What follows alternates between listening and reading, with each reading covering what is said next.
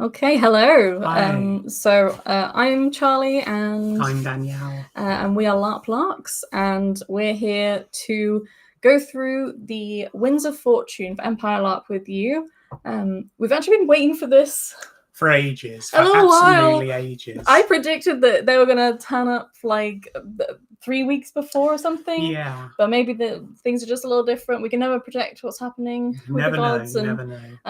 So yeah. I think the only consistent thing at the moment has been that I'm also losing my voice, by the way, for this particular one, but we'll figure it out. You'll do more talking, maybe. Yeah. The only consistent thing has been that Profound Decisions has released Winds of Fortune relating to the Emperor first, well in advance of all of the other winds. Yeah. So we've already covered that. That's already been done. How long ago was it? Like a few weeks ago, I think. a few weeks ago now. Yeah. And now the first couple, maybe even 3 if one is released literally as we talk. As we're talking. Have finally come out. Yes. It seems that we're spotting patterns now, because this is only our second time ever reading the winds together and all of that. So we're doing our second time with you, and the winds seem to start, apart from the Emperor stuff, they seem to start with the Plenipotentiaries, which are the kind of letters, I don't know if it's like interplanar or what, but like the letters that each Archmage gets to send to the Eternal of their choice. Yes. And whether the Eternal responds is up to them. Yeah. Yeah. So I when we originally, because again, we've already given this background, but just to kind of repeat it one last time, we read the Winds of Fortune together, just in private, last event for E1. And it was very, very useful for us. We got to go over everything, and we were able to pick up little bits and pieces on the field relating to what we read on the winds that were released. So it was super, super helpful to actually go through it and do it. And one of the first things that was released and one of the first things that's been released is this plenipotentiary thing. And I remember the first thing I did was Google what a plenipotentiary is. And I was like, I don't know. I don't know. Well, I had to look it up. But originally, a plenipotentiary is, I think it is a diplomat, an emissary, someone like that, who is sent on behalf of another powerful entity or nation that is able to make binding political decisions on behalf of that body of power. So it's not just a diplomat, it is a powerful diplomat, it's a plenipotentiary. That's my understanding of it. And the way that it's translated into this particular Wind of Fortune is that the plenipotentiary stage is, as you say, when an Archmage writes...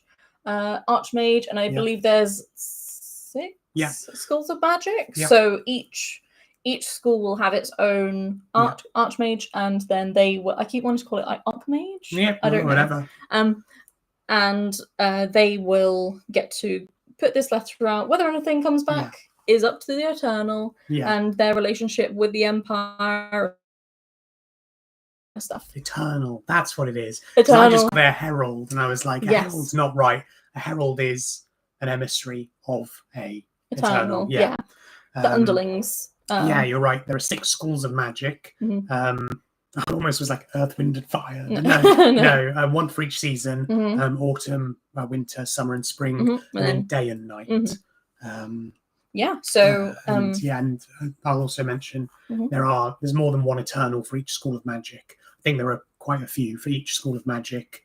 Yes, that's and each Archmage can only choose one to write to. So it is, they're picking and choosing who to write to. Yeah, and Eternals are like powerful, kind of demigod-like beings, but definitely we do not worship them, because we worship the way. And to worship a god would be really, really weird. Or just any powerful being, very strange and very heretical, and definitely not allowed. Idolatry. But getting the help of them and getting them on side is always good. Especially if they have interest in any of the other sort of barbarian nations or other nations that we're fighting. We kind of don't want them to have Eternals in favor of them. No, so that's a very important point, because it's Mm-hmm. not because the Empire, our collection of 10 nations, Is it more now? I don't know, is just one global superpower. There are other global superpowers that exist in kind of the fiction of the world, as it were, and they can get help from Eternals just as much as anyone can. So So they are kind of just these beings that exist, very powerful, and they can do a lot of good. They can do a lot of bad. And they can do a lot of neutral as well. They can do a lot of chaotic. Yeah. They can do it all. And it really depends on who you're talking to and how predictable they are, I guess. Yeah. But yeah, so we'll start off. I'm going to read the yellow bit. Because I get to do the voices, and that's good fun. So we'll start there, and then you'll try and read, but if it has to be mainly me, that's I'll read fine. I'll read what I can. Yes. So, dream to me. The creature that was not really an old woman at all, save in the most fundamental and the most superficial ways, rocked thoughtfully in her chair near the fire. The wind, not just the wind, howled outside, but in here it was warm and cozy. She cupped her bowl of sweet green tea in one clawed, withered hand, blowing on it gently. Near her feet, a youth of perhaps 12 years of age painstakingly cleaned soot from the gaps between the hearthstones with a rough wire brush and a trough of water that never stopped being just a little too hot for comfort. There was a commotion at the window, fluttering, pecking, scrabbling, scratching, muffled swearing. Both the old woman creature and the youth looked up. "Mind your chores," she rasped, "or it'll be cold supper again." I don't know. She's rasped. I think she might be an Eternal, so she doesn't have an accent.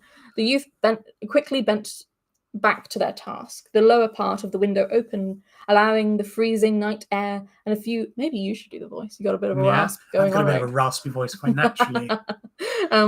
The youth quickly bent back to their task. The lower part of the window opened, allowing the freezing night air and a few dusting motes of what was probably snow to intrude the warm cottage. A damp blackbird hopped onto the sill, shaking its feathers and almost immediately beginning to steam. The window dropped and closed behind it, nearly catching its tail feathers as it took a moment to compose itself. "There you are," said the blackbird, unnecessarily. "Always in the last place I look." The bird peered at the youth working in front of the fire with one incurious yellow eye, and then launched itself across the cluttered cottage to land on the little table next to the rocking chair. It expressed corvid delight at discovering a bowl of still living worms that had almost always certainly been there and not just spontaneously appeared. The old woman creature continued to rock, sipping her tea, while the big black bird filled its belly. Then, indistinctly, through a mouthful of particularly fat and chewy worm, it said, "This is for you, young Amatrus grandmother, just as you said. There's several bits of interesting. I thought the new throne would very much like to meet with you." He paused and plumped his feathers slightly before continuing. "And they want to meet me in particular because I'm a delight. I told you that the civil servant and I were getting along famously, and he clearly has been singing my praises, so..." The old monster made a deep noise in her chest. That was probably the sound of amusement. Do you want to do the voice? Because you've got the rasp. I'll just do my voice as it is now. No, my little bird. I have other tasks in mind for you. Once you are rested and fed, you will be winging back to the Empire, but not to preen and to be fed dainties. I want your beady little eyes on matters in the south. No, my little plump, black-feathered delight. I'll send someone else to receive young Amatrus and Emperor Vesna. You will meet with them, then? Of course. The old woman thing seemed surprised, her herald needed to ask. Why wouldn't I? There's a long tradition of sensible thrones meeting with me to talk about... Oh, that's my line. Oh, that's you. Anyway. Why wouldn't I? There's a long tradition of sensible thrones meeting with me to talk about the challenges of leadership.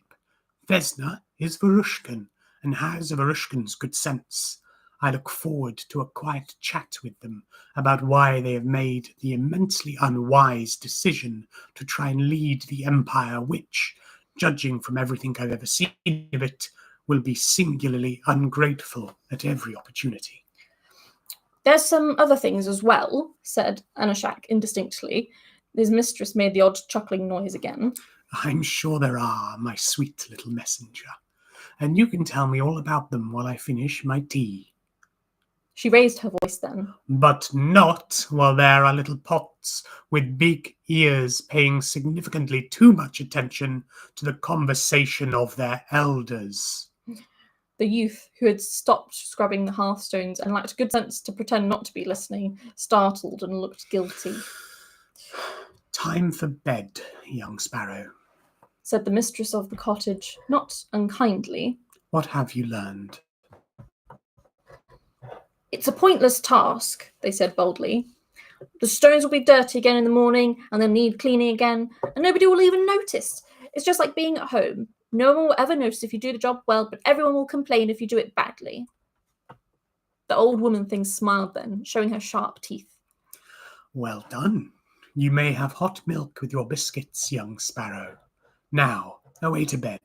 Master Anashak and I have a lot to talk about, and not just young Ematius's missive. Honestly, mumbled Anashak as the youth left the room in the direction of the kitchen. Sometimes I think you'll set these things up just to show off how clever you are. Nobody notices if the job's done well, but everyone will complain if you do it badly. Indeed. How coincidentally apposite. I'm flattered that it was for my benefit. Wise Rangara didn't reply, just continued to rock on her chair and sip her tea, but there was perhaps a ghost of a smile on her wrinkled lips. Okay. Yeah.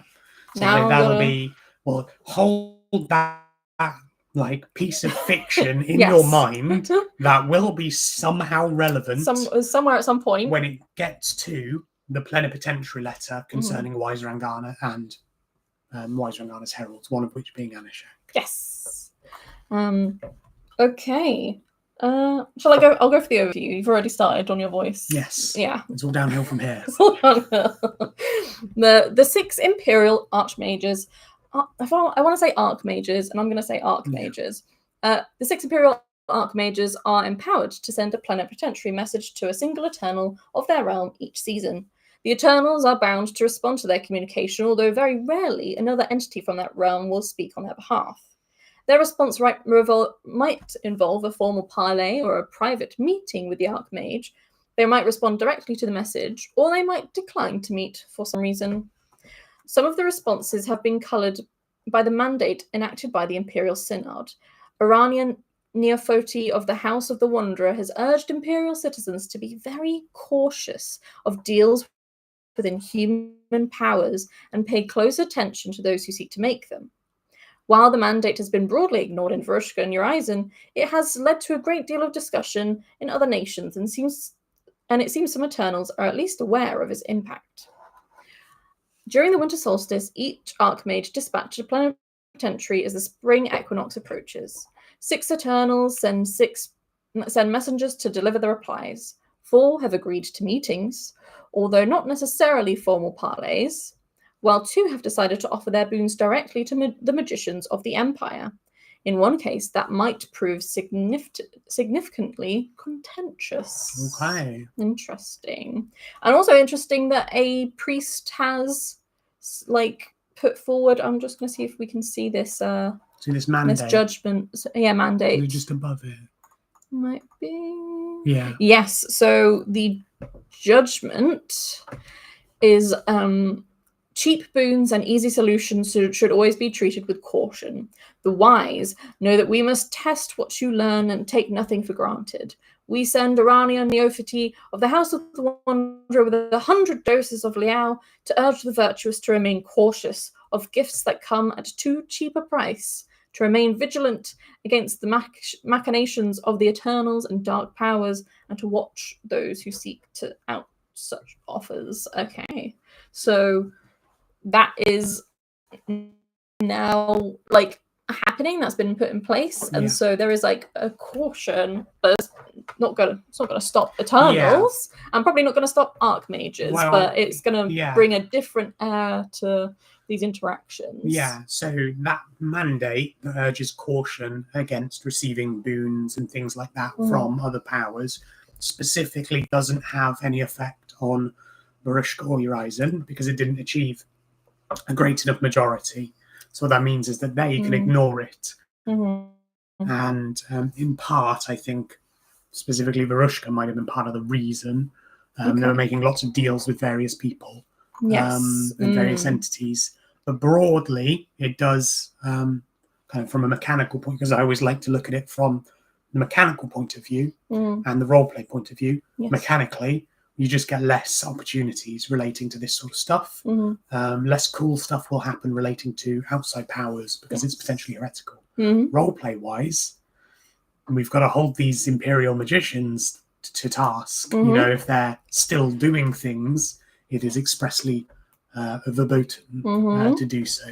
However, I know you're mentioning magicians, but I also think there might have been something that came up last summit, considering something one of the senators of the League, I'll say it's Sarbos, who was basically gonna create a sacrifice for a sovereign who is like a powerful, like, just being a big powerful being, like a huge, like a sovereign can be anything. Yeah, but they're usually attached to like a physical place in the world. They're not Eternals. They're not kind of on their own kind of plane. They are like I would imagine to do like a real life example, like the Kraken would be a sovereign. You know, it's a huge monster, like of the sea, and it would be like a particular part of the sea or something like in this world. Cthulhu would be an Eternal because it's a big outer world power. Yeah, he just like turns up in the sea, but he's not quite the same. But that's kind of like the comparison. That's a good comparison. So we have all these Eternals have names, and we don't necessarily know how to pronounce them all. Eternals' names also have a very specific thing that happens with them as well, where they seem to have about 20 different nicknames. Oh yeah, this is gonna be fun. So when reading through the winds, or when listening to people read through the winds, you will often see the actual Eternal's name, and then you might never see it again, because it will be like the one that walks in the snow. Yes. The rivers run red with their blood, and that'll be they're like other names and things like that. Yeah. So if you hear those kind of things, and if we like just kind of go over them, that'll be like just this other names of this. Another moniker, another there's a word for it, but I can't remember what it is. Yeah. So just like a different name from different nations probably, and different ways of seeing them. So also we did have to learn a couple of Eternals like names and stuff, like Sodogua last time. Sodogua, yeah. So that was one name we had to learn, and were pronouncing very incorrectly. Some of these things I think you do have to just learn on the field. Yeah. So we're going to be pronouncing them, but please don't take it as citation required on the pronunciation of all of these in-game. Any help appreciated. So I'm reading this as Siaka. You think that's right? Yeah. And we have. Okay, so this is the Archmage of Spring has wanted to speak with Siaka. The creature that emerges into Anvil a few weeks before the spring equinox is very different to the beasts that visited in summer last year, or in summer before that. It has a dishevelled, human-like aspect, green-tinged skin with pocked barnacles, wrapped in ragged cloth. It does not bother to identify itself, instead of striding down to the hub to speak with the civil service. For all its humanoid appearance, there can be little doubt who it represents. It brings with it the smell of the storm and the taste of salt water. Indeed, the thing seems to be possessed of a terrible, furious energy, as one unsuspecting highborn steward of the dead discovers as they accidentally stray into its path. With a touch, the Harbinger, there we go, sends the poor young person sprawling when they don't rise. And when they rise, they are held 6 meters more into a small group of Imperial orcs. The messenger doesn't break stride, but their assault means that when they do reach the hub, there is a cluster of militia and several interested onlookers following in their wake. Okay, so someone's... Seems kind of angry. And before the militia can arrest them, they deliver their message. They are an emissary of the salt-born devourer, the mother of Rex. Their mistress has heard the words of Ibis Briarheart and has no interest in parley. They have indeed removed their protection from the Grendel, whatever the Archmage thinks that was, but not because Briarheart demanded it, but because High Priestess Siobhan and her people earned it. The spring storms racking the Imperial coast are welcome, but Siark has no interest in allowing the Archmage to command them. The Mistress of Storms is not bidden by any mortal. For the Archmage, the Empress of Sharks has a simple message. If the Empire stops cowering behind the walls of enmity... Ooh, enmity? So enmity is... it just says alignment. Oh, okay. No, so enmity is the Empire have declared Siaka an enemy of the Empire. Gotcha. There's an opposite version where you're like, we love you, and enmity is like, we hate you. Mm-hmm. So in this particular instance, the Empire is cowering behind its walls of enmity because we have been like, we're not going to talk to you because we don't like you, basically. Yeah. But the Archmage has talked to them. Okay. Siaka will send her heralds to murder the weak and exalt the strong. No bullshit of half the dozen heralds at a time. As many of her children as can reach the Empire will do so, and they will run rampant, bringing storm and fury. An unconstrained level of bloodshed and destruction, where those Imperials strong enough to endure the tempest will be empowered to take their rivals. This is the nature of the storm, to ravage and destroy. It will not be constrained any more than spring magic will be constrained. Remove the enmity, and the thunder who speaks will teach the Imperial magicians more about spring magic in a season than they could learn in a lifetime of study and practice. And so Ibis Briarheart is clear. This would not be a trial, some test to see if the Empire are still deserving of Siaka's favour. They are strong and have no need of friends. The bloodshed, slaughter, and disorder that this would cause is the boon they would win by having the strength to put aside their protections and face the storm head on. As to the rest, the Mistress of Rex is not unhappy with the people of Empire. 12,000 warriors tested and found wanting in Madruga Mariv, and the only shame is that the freeborn choose to sail the weak course of protection rather than the storm's cause of thunder and vengeance. That alone is enough to earn a little of Siaka's favour. So she offers boons, not to the Archmage, but to the magicians of the Empire. Like everything in the world, the Conclave's Ward of Enmity has weaknesses, and one of them is that, as with any wall, those inside can choose to open the gates. So, for the coming spring equinox, in celebration of the mayhem the Empire helps to spread in the Bay of Katazar, the salt-born devourer will offer her blessings to any Imperial magician prepared to ask for them. With that, the herald spins on its heel and strides back through Anvil. Any who get in its ways are dealt with the same way as the unfortunate steward of the dead, hurled from its path by irresistible storm winds. And after the second time that happens, people scramble to get out of its way. So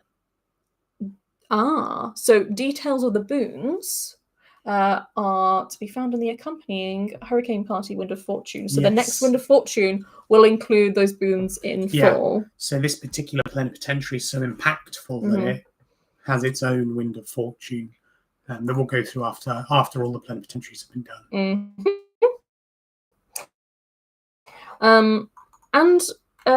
We also have a little extra. Shall I do this one? Yeah, civil service commentary. Civil service commentary. It is rare for the civil service to add a commentary to a message from an Eternal, but in this case they have made an exception. Removing enmity from Siaka would allow her heralds to enter the Empire freely if they wished. As long as she was not granted amity, which is that opposite, we love you, and as long as no further magic was used to exacerbate the situation, such as a spell called Hallow of the Green World, the destruction she would cause would not be on the same scale as the recent full-scale invasion of the Cold Sun. It is unquestionable that there would be extensive loss of life and destruction. It would be impossible to predict which regio her heralds might use to enter the Empire. There are spring regio in every imperial territory. Given that Siaka's herald has been clear, this is not a test, that this is not a way for the Empire to gain additional boons from Siaka or change their attitude towards the Empire in any way, they recommend strongly that if the Conclave plan to do this, they consider endorsing the act immediately after the enmity is removed. Any declaration of endorsement before the enmity is removed would most likely be unconstitutional. Okay. So, I think, excuse me, I think it's important to talk about spring magic in general, because each realm of magic, all the 4 seasons and day and night, has their own themes and commonalities vibe, and vibe. Yeah, each one is giving and serving in a different way. I'm meant to understand, but no single realm of magic is like mother or anything. No. But they're all giving and serving. They're all giving and serving in their own ways. Okay, yeah. And spring is the spring realm is serving chaos. Serving chaos. It's very like Fae-like. Yes. I feel if you get some of the vibe, at least of like this Eternal, where it's just kind of like nobody tells me what to do. I think what this Eternal starts to do, and you'll probably see it with every Eternal that we're going to read through, is that they are not human. They're not mortal. Yeah. They do not care innately, naturally, about our values as humans and mortals. They might care about them because they happen to line up with their values, but as a rule, what we might consider bad, chaos, destruction, a storm, this Eternal, because it is a spring Eternal, sees that as the natural order of things, sees it as perfectly real for a horrible storm to cause chaos and destruction, because that's nature. Yeah, and I also just want to say that I really love the civil service commentary, because the personality of the civil service comes through, where it's like, okay, so you could do this. Yeah. They're not there to tell you to not do anything. They're like, you could do this. It will bring death and destruction. Yeah. Not quite the same as the Cold Sun, but it will bring death and destruction. However, you will need to get permission from the Conclave first. Well, I'm looking at this endorsement. So could you look at what endorsement is? Because I'm not quite sure what endorsement might be. Yeah. Yeah, so it seems like it's like the Imperial Constitution expects that the Conclave shall ensure the fit and proper use of magic in the service of the Empire. Yeah. So it's them acting constitutionally to say this is in the favor of the Empire, because we can't just let magicians do whatever they want. The one thing I'm not really understanding, maybe if we talk through it, it'll help me understand it.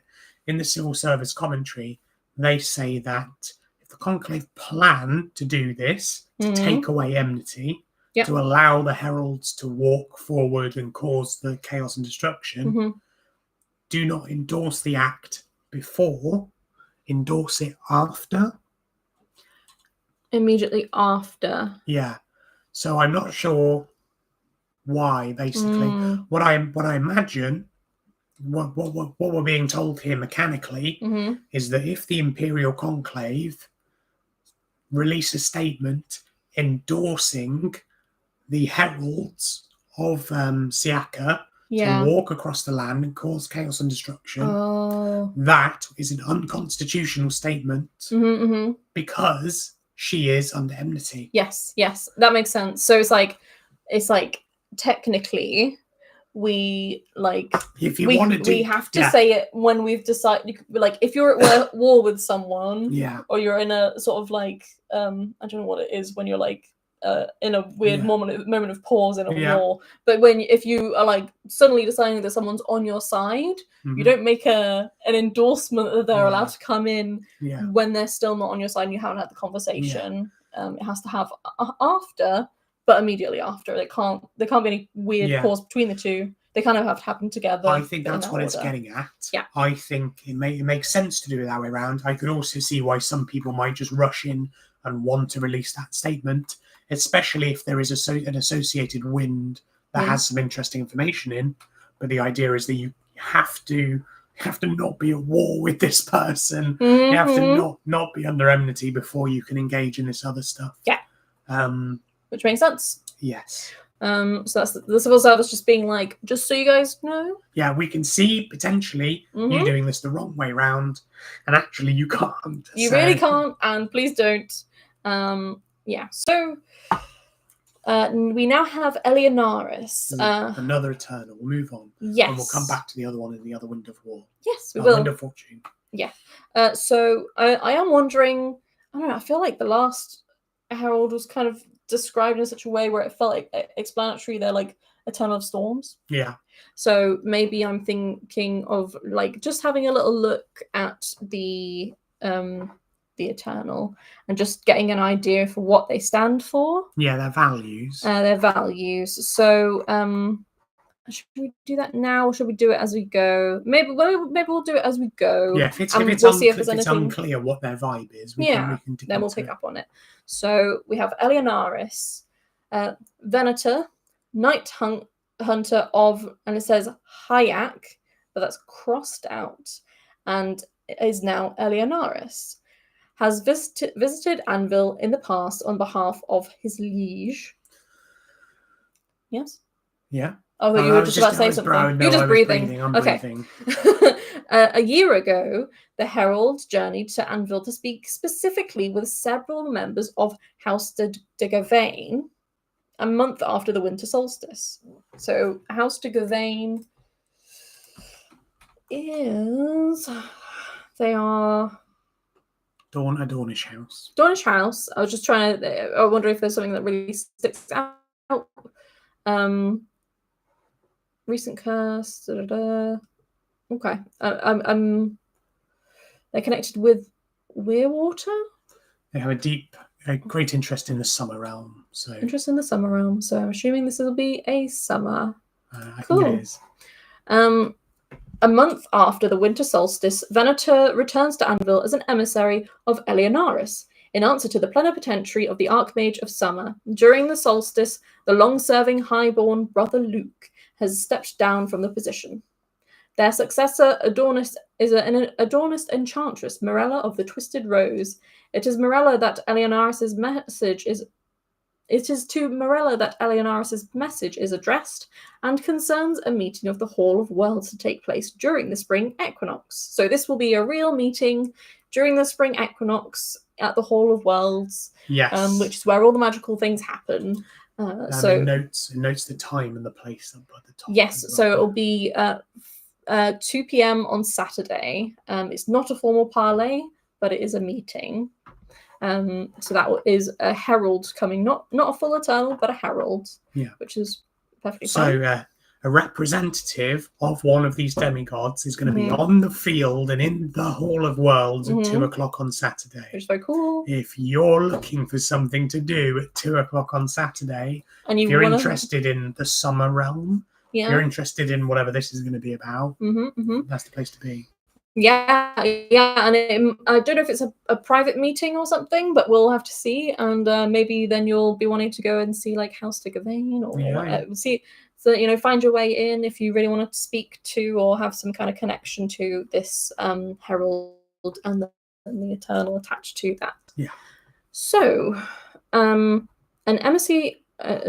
We said this. Oh no, we didn't. An emissary of Eleonaris will attend the Hall of Worlds at 2 p.m. on Saturday as part of a formal delegation from their mistress's domain.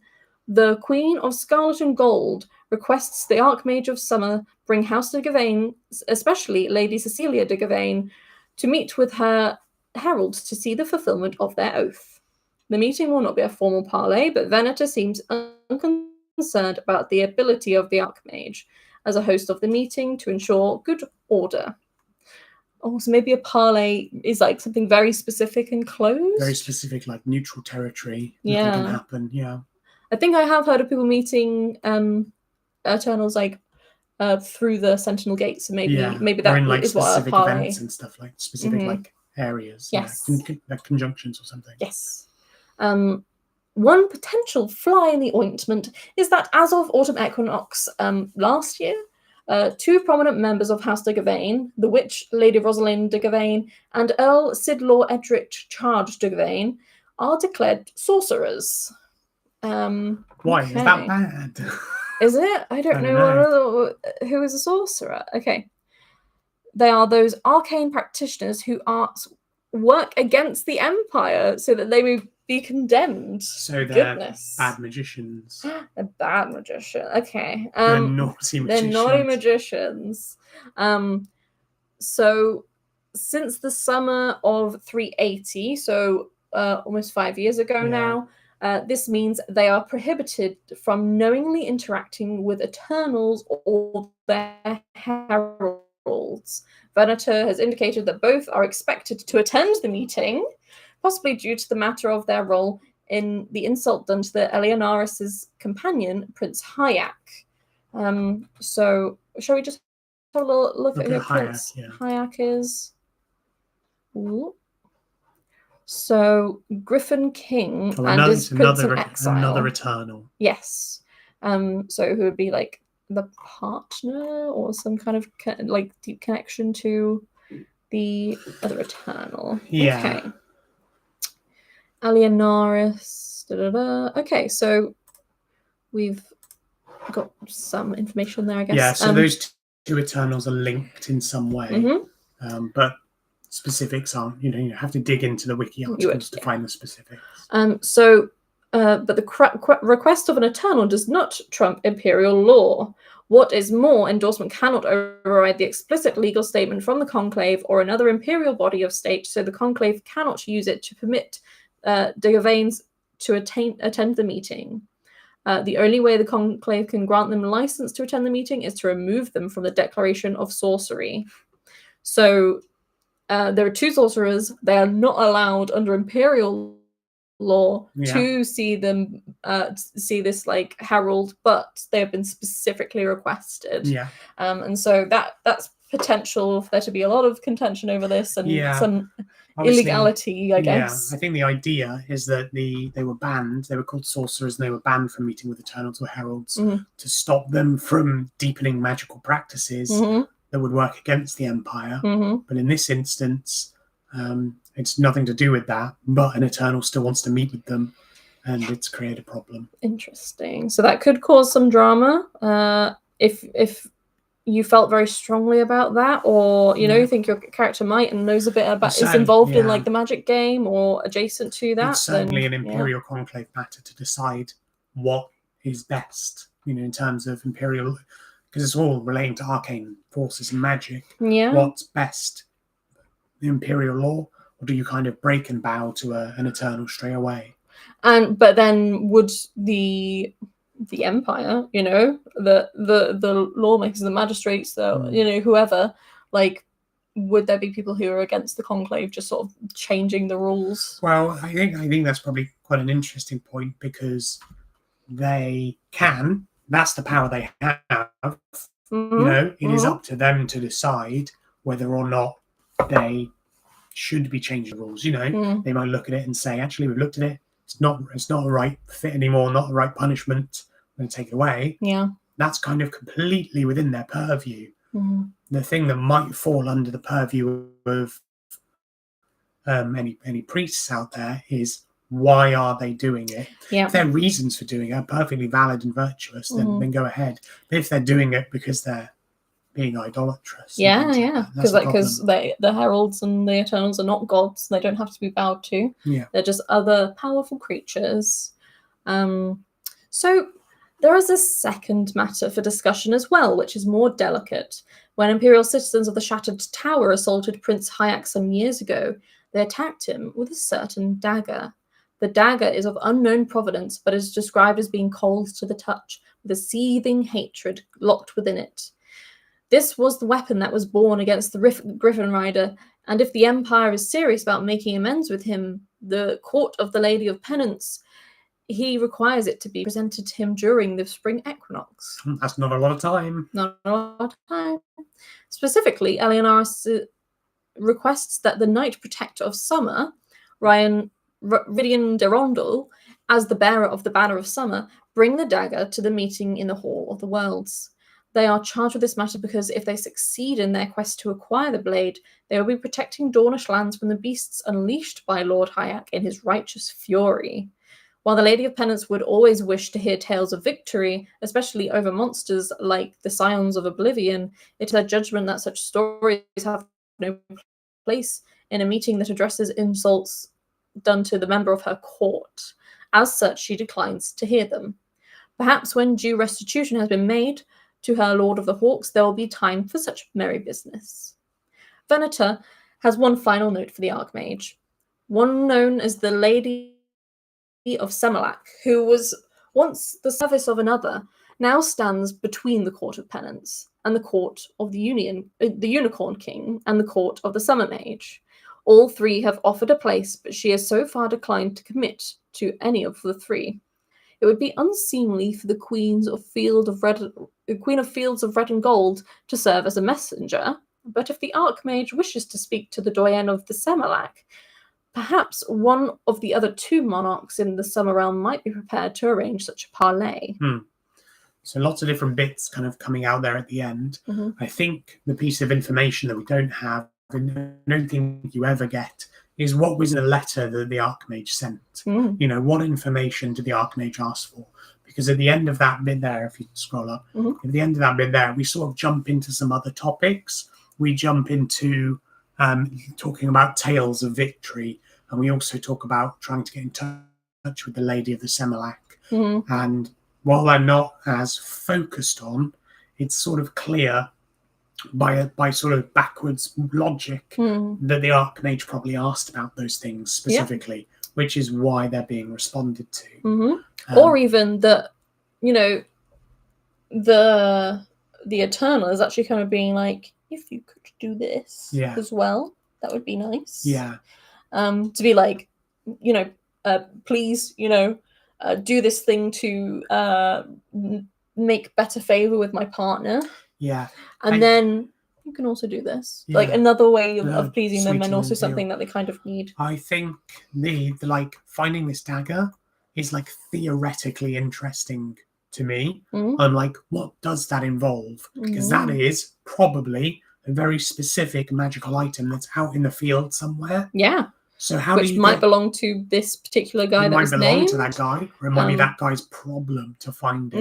And I'm like, how do you find this thing and get it, you know? And if you've had this...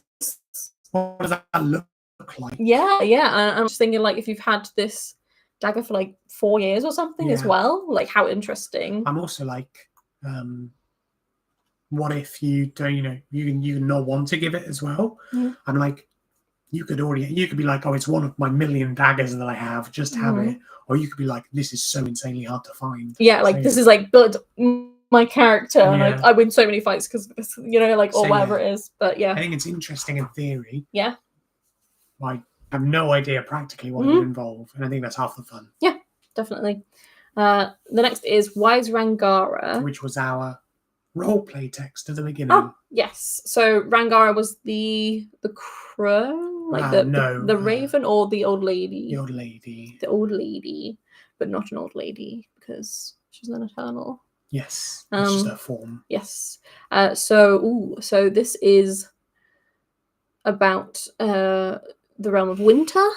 So winter's a very like interesting one. Yeah. It's very like I've seen a lot of like bad stuff. Yeah, things like cannibalism and things. But there's a lot of like very bleak stuff around winter. And it's very interesting.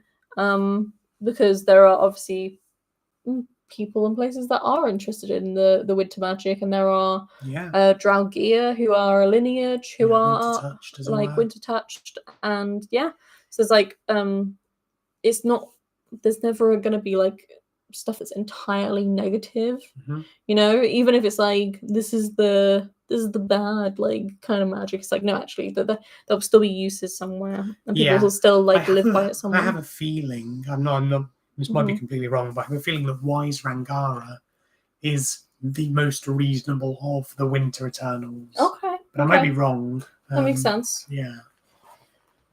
So, Wise Rangara. Very shortly after the winter solstice, an impressively aged figure appears at the hub in Anvil. It's not entirely clear where they came from, but their mud-stained attire suggests they had travelled a long distance on foot. They have with them a basket of honey cakes, which they take a grim delight in offering to anyone prepared to take one. By all accounts, they're very nice. The figure introduces herself as Alta Beckerin, and she says she's come as an emissary of Clever Spider, who's a Wise Rangara, in response to another missive from the young Amatius. The Pale Raven has sorted through the various requests of the Winter Archmage has made and weighed each one in turn. She has decided that she would welcome the opportunity to speak with the throne, Emperor Vesna, during the spring equinox. She proposes a quiet chat about the past, the present, and the future. The Archmage of Winter may attend if they wish, but the Eternalist expects Amatius to be seen and not heard. They are permitted to be there partly to reassure that those who might fear for the safety of the Empress, and partly because Wise Rangara does not actively dislike them. The meeting will take place at 4:30 on Saturday, and an emissary will be sent to the Hall of Worlds to bring on these guests to a place where they might parley. I kind of love that, because it's like the Archmages aren't necessarily like buddies with the Eternals. They're just like the guy that gets to speak to them. They're the people Conclave have kind of chosen to get to speak, you know, the person who best represents the values. And, but it doesn't mean that they get along. So they're like, oh, young Amatius, no, it's fine. I'd prefer to talk to someone else. We understand the young Amatius might have to come along to make everyone comfortable, but don't say anything, and I don't want to see you. Yeah. Which is kind of funny, but okay, so where are we?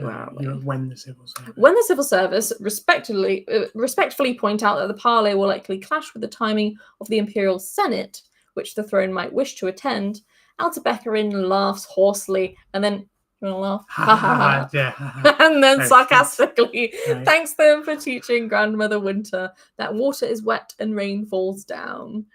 The herald does, however, stress that kind Rangara will not be insulted if the Queen of Rain and Thunder chooses to attend her earthly duties. Wisdom is only found in choices, after all. Wise Rangara is confident someone as busy as Amatius will have no shortage of other things to concern himself with instead of the parley.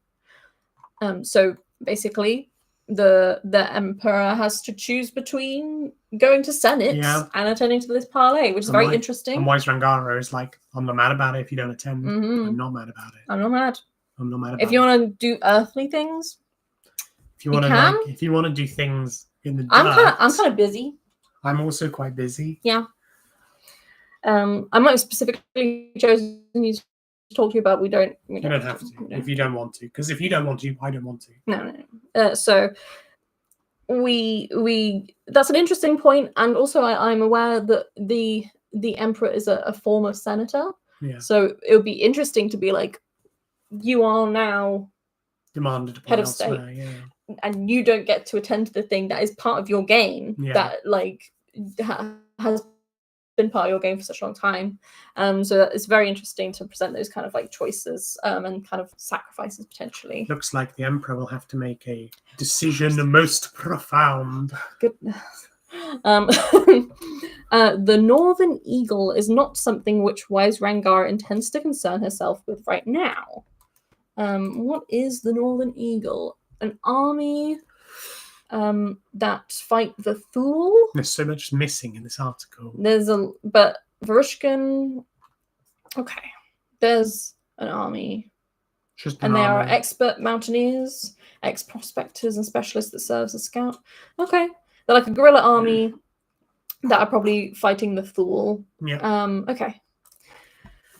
So they are not something which Wise Rangara intends to concern herself with right now. The army may be quite old, it is true, but the soldiers who make it up are just the kind of rambunctious young people who make a racket and get underfoot and lack the sense to come in out of the rain. On the other hand, they do generally seem to possess a little common sense. Their proficiency at using the terrain to their advantage will not be dismissed out of hand.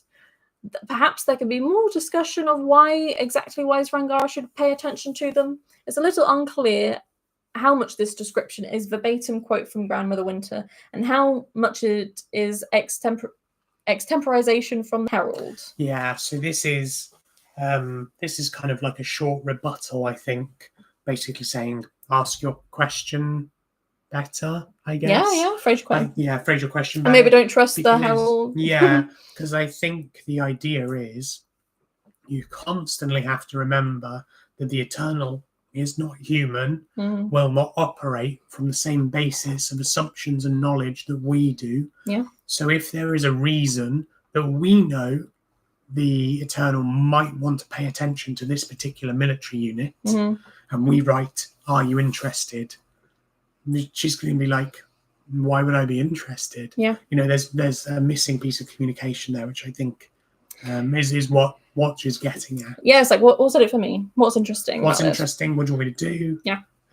Honestly, it's like emailing someone at work. Put the answer in the email. Don't make them think, because then they'll send you like 50 emails back, and they'll be like, "What do you mean?" What do you mean? Just get straight. And you can only send one email, like per. Yeah, you can only send 4 emails a year in this context. It's gonna be a long conversation.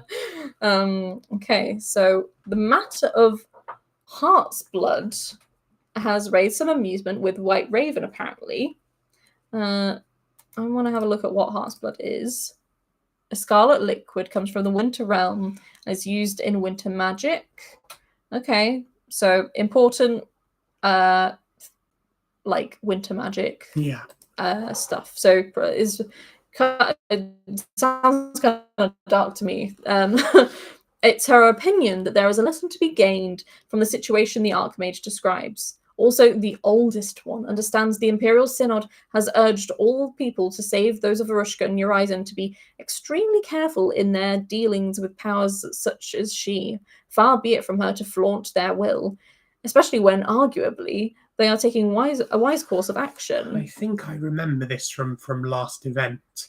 I think Varushka and Urizen did something to get a bunch of Heart's Blood. And Heart's Blood, I think, counts as like bonus mana for winter ceremonies and spells and rituals. So I think they like made a deal with a devil to get Heart's Blood. And then we as the Empire are like, don't make deals with devils. And they're like, we're not going to listen. And then we've written to this Eternal and been like, what do you think about it? And she's like, they chose to do it. They chose to do it. I mean, the Synod saying it's not a wise course of action, it's pretty right. I'm gonna lie, but like it says, far be it from her to flaunt their will, especially when they are arguably taking a wise course of action. Oh, it's the opposite. So I think she's like, I think they're doing the right thing, but but she's a Winter Eternal, so yeah. As the Archmage has asked, and as the mandate of the Synod does not appear to extend to the people of the North and Southeast, Altabekarin presents 3 possible opportunities for the Archmage to consider. The Hollow Stone. The Hollow Stone that stands at Marshstanskeri in Ossium takes advantage of a rare phenomenon. The sacrificial stone shared between the wild and the waste. Wise Rangara displaced a former patron of the wasteland part of the stone, and at the request of the Conclave, if the Imperial Conclave were to displace the patron of the wild, the Master of Venom, and dedicate the entire stone to Wise Rangara, then instead of its current bounty of Viz and Crystal mana, it would provide 5 measures of Heart's Blood each season. Presuming the sacrifices continued, of course. Of course. This would likely anger the spring suzerain, but this, I don't know if suzerain? I don't know how to pronounce it. I have no idea what it is.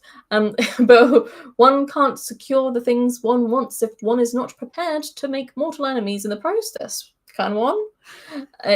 Seems a bit of an intense line to take, but sure. Mortal enemies or bust. The conclave wished to take Wise Rangaro's offer.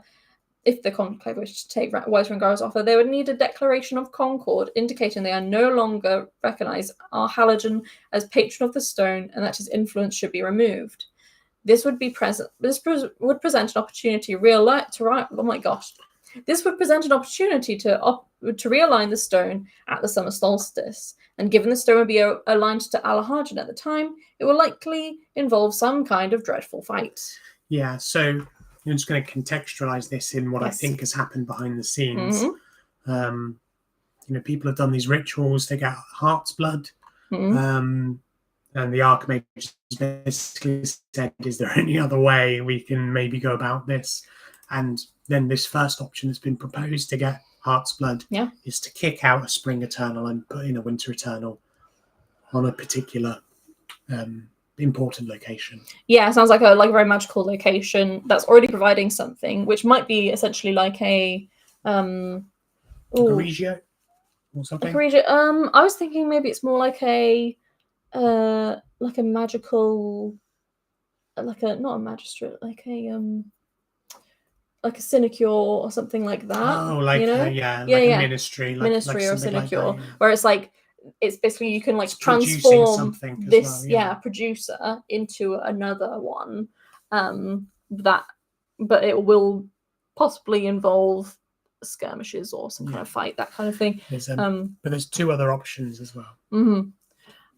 So the Bleak Tower is the next option. Alternatively, there are places in Urizen steeped in loss and suffering that Wise Rangara finds interesting.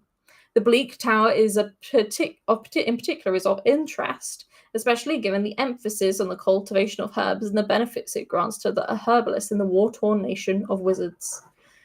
The current custodian of the Bleak Tower is Starokios of the Lighthouse of Nikephoros. If they raise a declaration of concord in which they announce that they accept the aid of Wise Grandmother and commit themselves to their successors to protecting not only the Bleak Tower, but the herb gardens of Morrow as a whole, and the conclave agrees, then Wise Rangara will grant a boon. An old stone statuette of a raven that lies in her possession will be installed at the arboretum in the tower. This will cause the twisted trees there to weep sap more freely, raising the amounts of heart's bloods they are able to claim from 6 pawns a season to 9.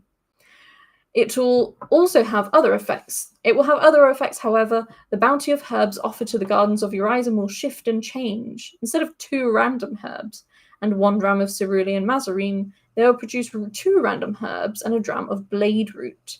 The better to deal with the lingering influence of the Druge.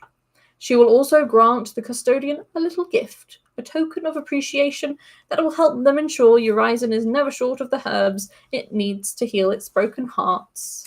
Yeah, and again, whenever we're looking at these options, I always ask the question, how are they bad? Because there are some very obvious benefits there. You get more heart's blood, and then functionally you're changing your cerulean mazarine into blade root, but that's about it. And you also get another small boon to the custodian.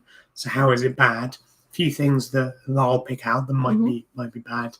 I think there's going to be a big statue installed or a raven. Yeah. I have a feeling that this keeps happening and people keep disliking large statues of worship being installed of things. Yeah. I think that's potentially a bad thing. That's come up before from memory. Interesting. I wonder whether cerulean mazarine is idolatry. Yeah. I wonder whether cerulean mazarine is in higher supply. And altogether, you are still giving like a winter eternal more influence. Could that be bad? Yeah. Are you happy to make that allyship anyway, etc.? Okay, so the last offer is the Tower of the Fall. Finally, there is the Tower of the Fall, another structure rebuilt after the torments of the Druge. The place was once the lair of a powerful lieutenant of Blood on the Snow, who appears to possibly still be at large.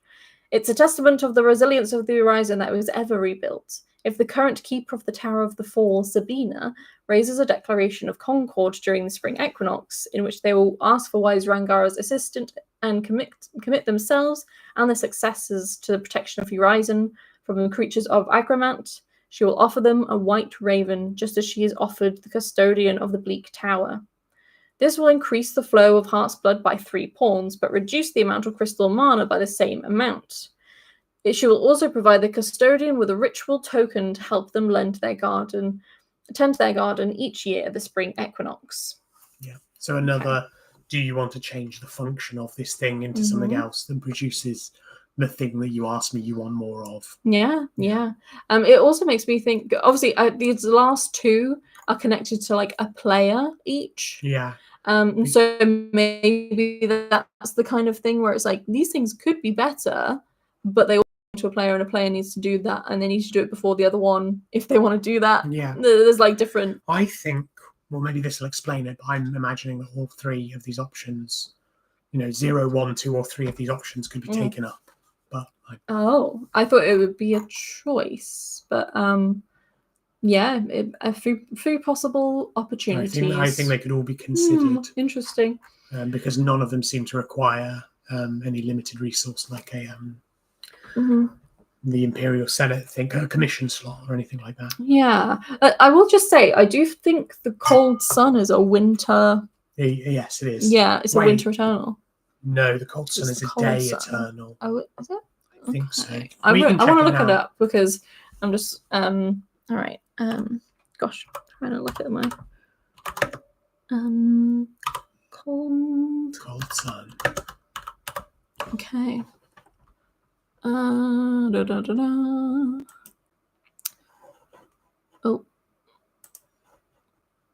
If you go to that, and then we might be able to go there. Okay. Yeah, Eternal of Day. Yeah. That makes sense. I think you have to be careful with Eternals of Day because it always feels like they're going to be good. But then Eternals of Day always seem to be like, yes, we like sunlight is good. Wouldn't it be great if everything was sunlight? Yeah. And then it's just like we wipe everything else and it's out. like we have to see everything and be very empirical about everything and sure of everything. There's that other Eternal that's just like, have you considered watching and observing and gathering data for 4,000 years before doing anything? Yeah, and it's like it's like we can't do that. Yeah. So that they're very like they're not human. They don't have the same values. Yes. So this is like the end of this one. So when it's pointed out that individual magicians do not have power to raise declarations of concord, Alta Beckerin becomes waspish and turns and points out that any member of a conclave order can present a declaration, and that a rogue declaration exists for those who are not members of an order for whatever reason. These 3 offers incidentally are available only during the spring equinox. So you have to present your case to conclave. That'll be right now. And it has to be this. There's only one opportunity for it. Yeah. There's also some concern about the imperial title holders changing the responsibilities of their position in this way. The old herald shrugs off this as well. It is the conclave ultimately that is making their opinion on this matter known, and in the event anyone wishes to ignore that, and the agreement with Wise Rangara, the Heart's blood can stop flowing easily as it started. Blessings so easily can become curses after all.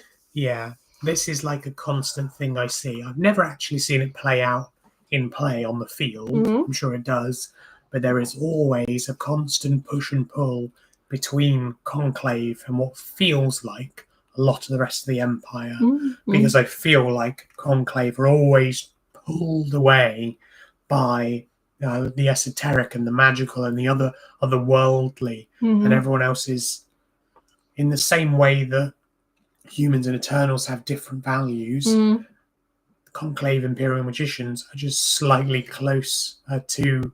They're still human, but they're closer to Eternals, and there's just that extra step that seems to create fun conflict. And maybe like a little further away from like the empire, like loving the idea of the empire and things like that, and the idea of like the religion. There's things plenty like that. of So it's like lots of different plenty of mages that just want to like learn things and study things and make new spells, and it's like, should you be doing that? And you know, a lot of self-driven stuff. Yeah, but they are powerful and very useful, so we definitely want to keep them around, you know. Yeah. So the next one is Sinokenon.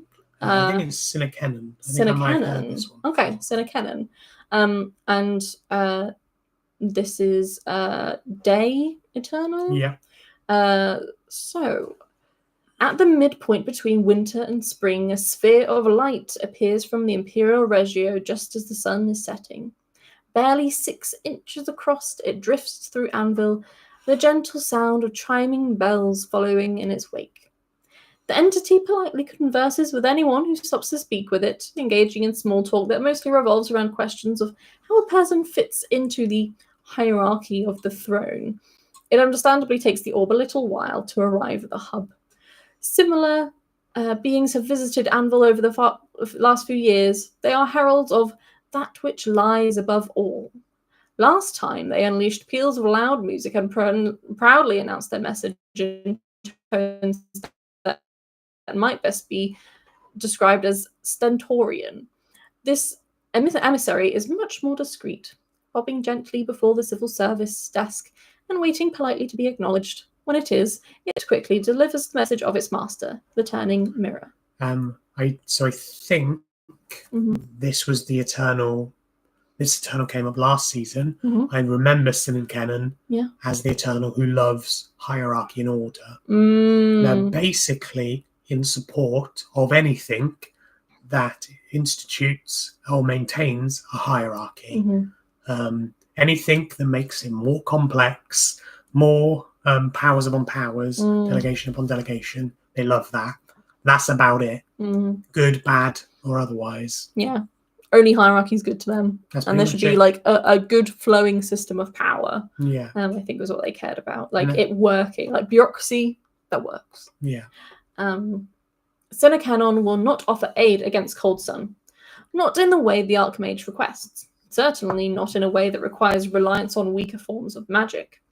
It also proposes that the problem the Empire has faced is not that the scions of Oblivion are difficult to find. On the much more important matter between the Archmage of Day and Sage Christoph of Sarsk, however, the Wheel of Light is happy to facilitate the meeting. It is rarely an error to foster reflection and understanding. A suitable chamber to allow such a meeting will be made available at 5:30 in the afternoon on Saturday. There's very like summer day vibes even, where it's like proper. Well, always good to have a meeting, do like a good meeting, so we'll make it happen. The people of Zark, I think. Is it Zark? That makes sense. Maybe. The people of Zark have agreed that they will be happy to receive Archmage Grolka, and they ask her to bring a small party with them. It should include a specific orc who will make themselves known, who they, for whatever reason, do not wish to name in any kind of public address. They would also like the Archmage to bring 2 or 3 humans from the nation of Urizen who are philosophically trained. A discussion is sought on the nature and the applications of the net of heavens, as well as a mutual sharing of spiritual experiences and truths. In total, no more than 6 people in total, including the Archmage, are invited to the chamber. I'm dying of boredom. I'm crushed into oblivion. This is... I have no idea whether anything useful is ever going to come from this meeting. Yeah. It sounds like, because the net of the heavens is any kind of spiritual principle. And I just feel like they want to learn more about hierarchy and how that's all structured. Yeah. And they'll put afternoon tea, and then they'll spend as many hours as possible discussing the flow of power and hierarchy and things like that. But like the net of the heavens, not just one layer, is it? You know, just maybe they want some like hierarchy to the net, you know. Yeah, I'm exhausted just thinking about it. Yeah. I would strongly advise the Eurozone who go to be philosophically trained, as it says, Yes. to ready to engage in a lengthy discussion. Yeah, it sounds very fun. But I think they'll probably know what they're getting into when it comes to this, so it would be fun. However, Apex Hyperion includes a restriction of their own. It is aware the Empire's Imperial Synod have recently decreed that their citizens should not accept offers and deals from entities such as itself without reflection. Oh my gosh. Should not accept offers and deals from entities such as itself without reflection of their own. As such, Sine Canon requests that the Archmage include suitable oversight. The witness of the conclave, who is believed to be Duncan of Ashhill, is charged with identifying those who treat with Eternals to the detriment of fellow Imperial citizens.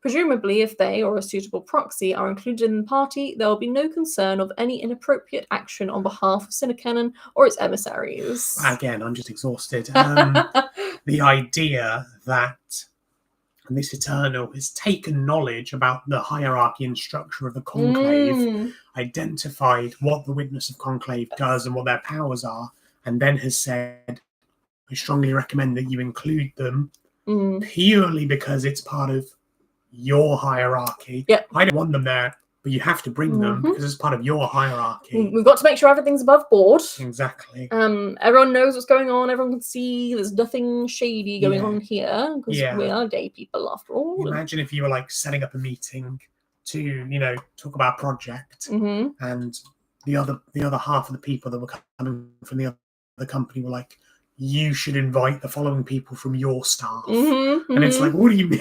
I'll bring who I need to bring. Yeah, we know that your company isn't happy that people have to do any dealings with us. So we request that you bring this person who specifically like audits things. Yeah, can you bring David, because we know he's your auditor. Yeah. Can you bring Samantha? Yeah, and then we can't be accused of anything. Yeah. And I hate it. I hope the people who enjoy that part of the game enjoy it. It's too much like work for me. Interesting. Yeah. The next is Estavus, which is autumn. So just a few weeks before the spring equinox, there is a strange encounter at the Imperial Reggio. A strange herald of twisted metal calmly sits down and starts speaking to whoever is nearby with a message from the bronze artisan. The Archmage requested several specific things in which the Hammer of Flame and Stone has carefully considered. The Empire wishes to purchase tools of war. The Forgers of Shikala are always happy to provide such things. With due reflection, she chooses to make a number of offers available to Imperial magicians and institutions. The Herald also cautions, however, that the artificers of the law have made all the cities in the Iron Labyrinth where the dictates of the Imperial Synod, encouraging people to be extremely cautious in their dealing with powers such as the City of Flame and Stone. The city does not wish to risk its equitable relationship with the Empire and will bear this lawful injunction in mind when it comes to arrangements with Imperial citizens. On one particular point, however, the Eternal has little to offer. There is no pass between Zenith and Sarengrave that may be closed. The border between Urizen and Malum is a long stretch of woody marsh that runs between the foothills and the Fever Water. While the Queen of Brass and Iron sees the importance of protecting the Crucible of Fate, it is not prepared to exert the kind of influence that might be needed to create a barrier there. There are also a few ways of doing so without inflicting serious damage on the territory itself. When it comes to garrisoning soldiers there, the Imperial Senate is already busy creating a fortification in the Forest of Lustri that will serve that purpose. Not very much progress appears to have been made on it, but once complete, it would go some way towards slowing down any invasion from Sarengrave, especially if it were built up to the point where even the cowardly Druge could not ignore it. The offers Estavus has prepared are detailed as part of the Cities of the Iron Labyrinth Winter of Fortune, which is probably arriving soon. Yeah, it's not published right now, or might be published very soon. It's not published yet. So that is another one where a lot of the detail of this particular plenipotentiary offer has been omitted. So someone seems to have wanted to like build a wall. Yeah. Basically. So I understand. Like, do a Trump, build a whole wall between... build a wall, and I don't know who's going to pay for it. Yeah. I'm interested to find out what this particular Eternal is interested in. Yeah. The Artificer of Law? Is that... No, it's just Estivus, I think. Oh, just Estivus. So that's not another name, is it? I'm just double checking. No. Okay, Estivus then. Mm-hmm. Oh. There it was. Estivus? Who are we?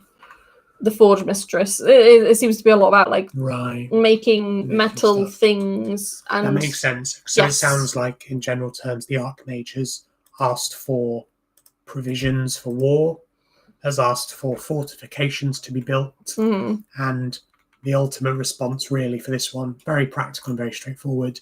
We will continue to make various offerings and supply you with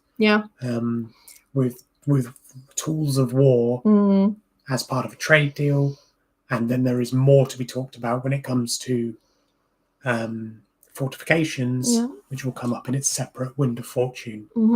Though this like mandate from the Synod has like had this huge knock-on effect to all magical things. It seems a massive effect. All the interactions with the Eternals. So many people are cautious. So many Eternals are cautious about actually interacting and ruining a relationship potentially.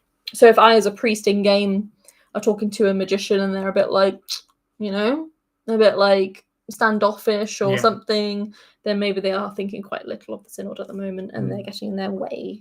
So Lashanar, so this is a conjunction, which is quite cool. So open for 50 people. The Sentinel Gate will be open for 50 people at 11 p.m. on Friday to the Ring of Dust and Glass Burnish Segura, which is very cool. So about a week before the spring equinox, a brightly feathered herald calling itself Synonym appears with a flurry at the Imperial Regio. I bet Synonym has lots of other names. All right.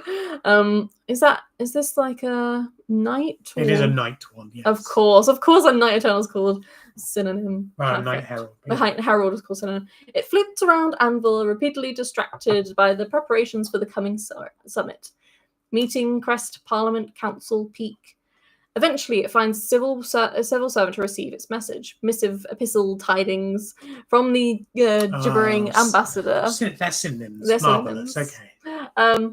Lashanar has considered, contemplated, pondered, mulled over the Archmage's request, spending many, many hours in conversation with select few Night Mages who were present at recent battles against the Scions of the Cold Sun.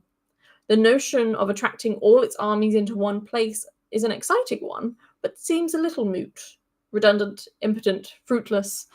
Now that many of them have been disbanded thanks to the heroic, glorious, triumphant, valorous efforts of the Imperial heroes, instead Lashanar's attention has alighted on the remnants of the fire beacon in Segura. As the Keeper of the Gates of Wisdom understands it, the Scions that remain in Burnish are soon to scatter across the plains. They could reform, remake, reconstitute, regenerate their forces with access to a sufficiently powerful Regio affiliated with Realm of Day. He believes this would most likely be the Ring of Dust and Glass, which Lashanar believes where the army emerged from in the first place. I also love the idea that someone who likes the day part of the game reads through this and is like, it can't do it. It's too much. Like just exactly like you were. Like just being like, I can't. This is it's too unstructured. Much. It's too silly. It's too silly. It's too silly. It's too. Yeah. Yeah, that'd be cool. Wishy-washy. So.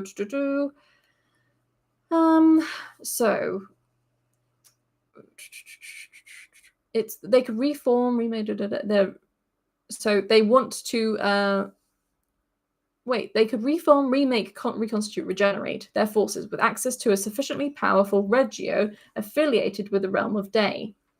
He believes this will most likely be the Ring of Dust and Glass, which Lashanar believes will be where the army emerged from in the first place. Yeah, so I'll just put a point in that. Yep.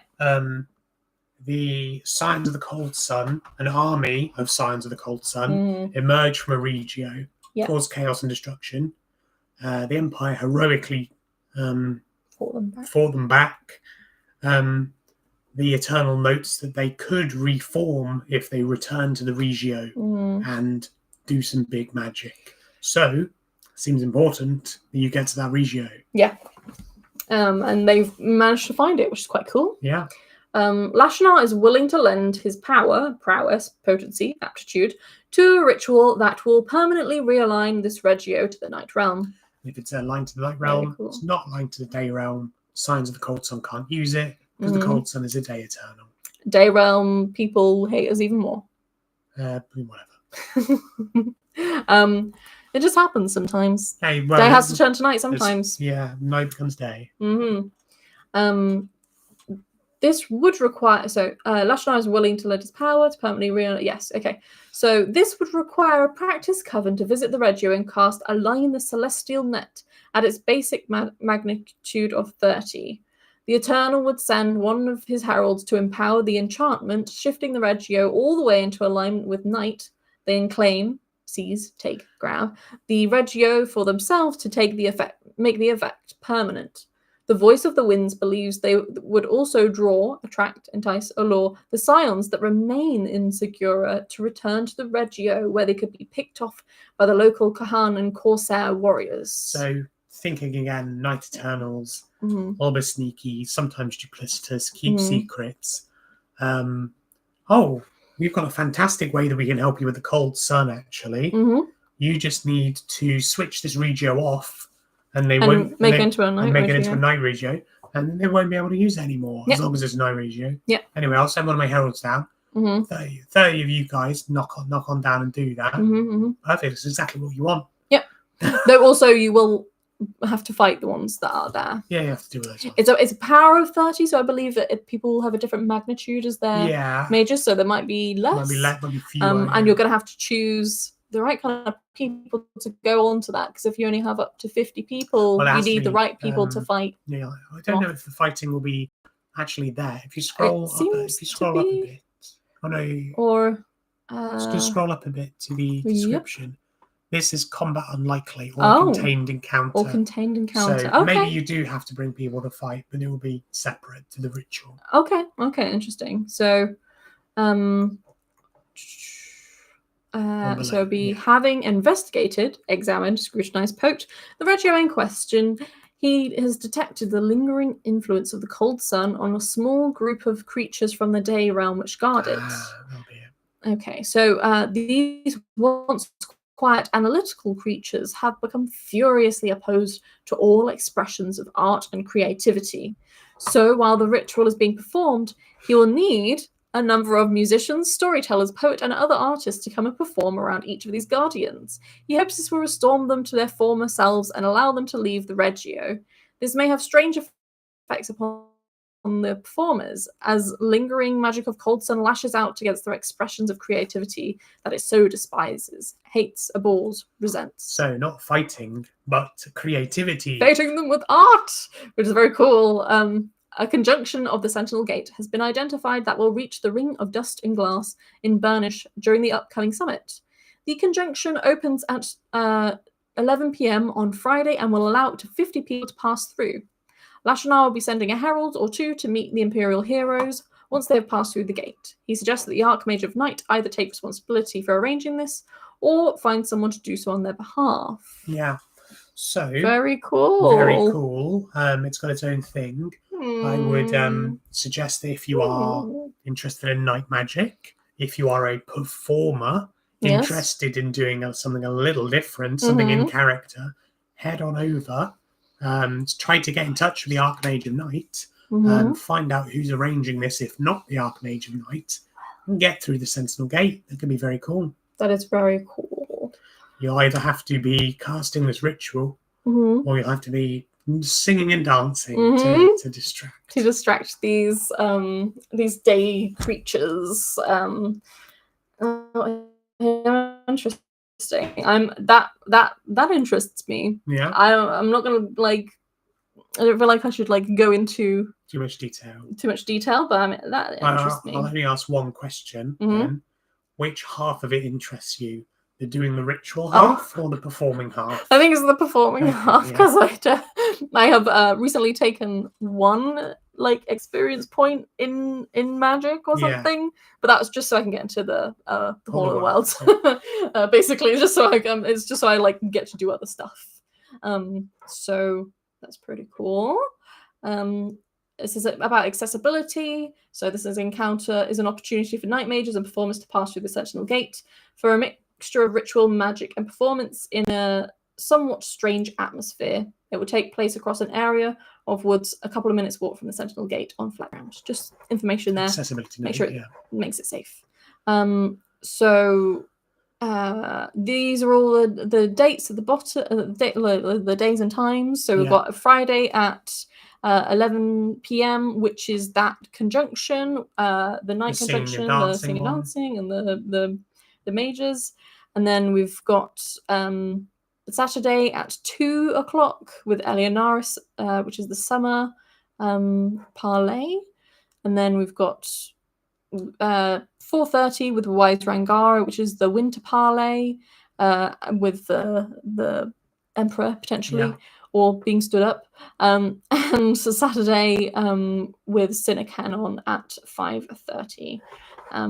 And that's a day eternal. So yeah. And that's the end of the Plenipotentiary Winds of Fortune. So we can shuffle on to the next one, if you would like, and then we'll see how we'll see if any more are published after that. Cool. So next is Hurricane Party. So this is going to be the boons potentially presented by Siaka. This is the like storm. Obviously this the Hurricane is the Party of spring. Who was like, no, you don't have to weather the storm to get my boons. The storm is the boon. Storm is the boon. But we'll so read we'll into see more about what that looks like mechanically now. Seagulls cried raucously behind him as Roberto Fenwater de Tacito stood on the threshold for a moment, letting his dark eyes adjust to the gloom inside the Storm Gull Inn. The innkeeper, he assumed, stared at him from behind the bar. With her glossy black eyes, pale blue scales, and the drooping barbells on either side of her thin-lipped mouth, she might have been his aunt. Practically everyone he'd seen since he'd stepped down from the ox cart had been a Merrow. It was immediately noticeable, and he wasn't sure how he felt about it. He was used to being the only Merrow in the room, as often as not. Still, it was common enough here in the North Fens. The number of Merrow wasn't quite as jarring to him as their rude curiosity or their coldness. He'd been able to get one to exchange 3 words with him, very different to Tacito, where the challenge was often getting random people to stop talking to him. I wondered if I might have a room, he said as he crossed the empty tap room. I'll be staying for a week or so, maybe longer. She named a price, which was a little steeper than he might have liked, but he paid it without arguing. Whatever else they had been, his parents had been rich enough to leave him a modest inheritance. Richer, arguably, than a teacher and a librarian really had any right to be in Tacito. Meals are extra, said the innkeeper coldly. And it'll be fish broth, fish stew, roast fish, steamed fish. If you don't like fish, you'll not eat much in Outsmore. Fish will be fine, he reassured her. The entire fishing village stank of fish, and the inn was no exception. He cleared his throat. I was wondering, Ma'am, I'm here to find some people. Maybe you know them? The woman pursed her lips. Her stare became even colder, if that was possible. Are you with the magistrates? I'm wondering if this is Stormgull Inn in the North Fens. I'm wondering if this is in the Marches. Yeah, because and that's why she's so in Brega's cold. Land. Yeah, because the magistrates have been raking over to find any traitors. So I'm doing the wrong accent. Well, for the Merrow, you're doing the wrong accent. Yeah. Okay. So, are you with the magistrates? She asked. No, nothing like that. One of the arguments his friends had made that was travelling to Bregisland right now was perhaps not a good idea, given the troubles they were having. He countered by arguing there was never a good time, and besides, he was looking for family. Marchers took family seriously, or so we heard. We were seconds away from finding out. So, seconds away. My parents came from here, Lisa and Barnett Fenwater.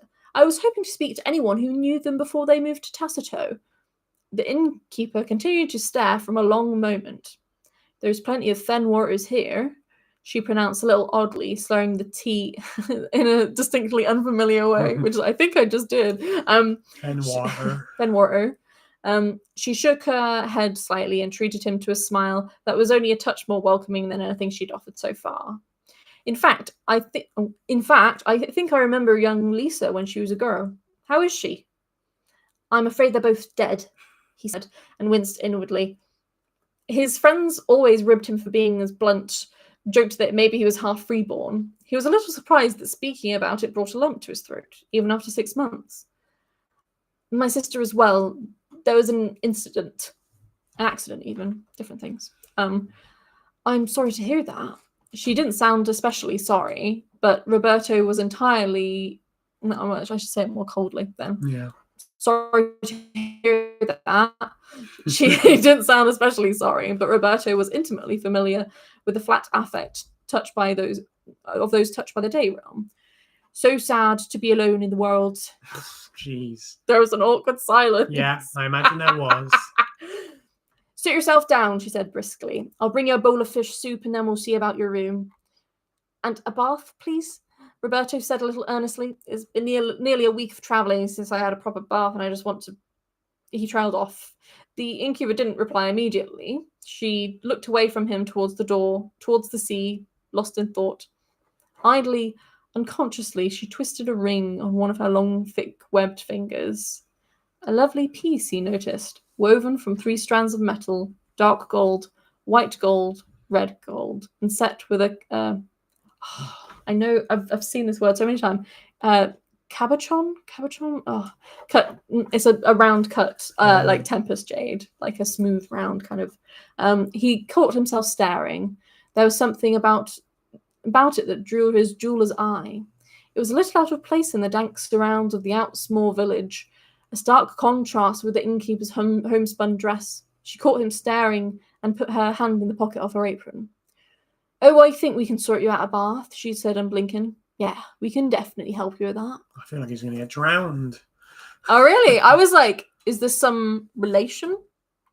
You know? Like, are his parents like a relation to this woman? Maybe. Could that be like his grandma or something? Yeah. And like that ring is some sort of like connection to them, like a gift sent home. Big guesses, but you know. The eternal Siaka is no friend of the Empire and broadly unfamiliar to Imperial magicians. She is a wild spirit of the Spring Realm whose being resonates with savagery, ruin, and chaos. An uncontrollable creature who embodies the most destructive elements of the natural world, her furious followers are equally enthused by opportunities to foment rebellion and violence. Attached to that just says spring magic. Siaka, that's what it's like. Siaka encourages those who seek her aid Siaka encourages those who seek her aid to think only of themselves, to take whatever they please and destroy all those who stand in their way. So reasonable. Mm-hmm. Her disdain for law and lust for blood leave her with little time for people of civilized nations. Much of what Empire knows about her comes from discussions with the Assavean, Sarcophagan, and Grendel magicians, and from some limited exposure her followers over the few years under the auspices of the Archmage of Spring. She is a patroness of pirates, raiders, thieves, murderers, and any who use mayhem and bloodshed to take what they want. Her boons are available to those who cause carnage at the sea, but she is also said to favour those who are prepared to dominate and prey upon weak land as well. Prey upon the weak on land as well, not weak land. During the winter solstice, the Archmage of Spring, Ibis Briarheart, reached out to the Mother of Rex through the power of Plenipotentiary. What the Archmage said in their missive was between them and the Thunder who speaks. There will be no parley. The Mother of Rex scorns who would waste their time in negotiations. Instead, the Eternal has offered a number of boons to Imperial citizens if they choose to claim them. Legal warning. Legal warning. You're going to break the law if you do this. There's a little box on the side that just says treason at the top. Siaka is under the enmity of the Imperial Conclave. This has two key consequences. The first is magical in nature. Her ability to directly affect the Empire is limited. She cannot easily send her heralds to Imperial territory without... She cannot easily send her heralds to Imperial territory, nor exert her magical might without invitation to do so. Unfortunately, while amity and enmity do have a metaphysical impact, they can't stop Imperial magicians reaching out to Eternals and accepting her power if they wish to.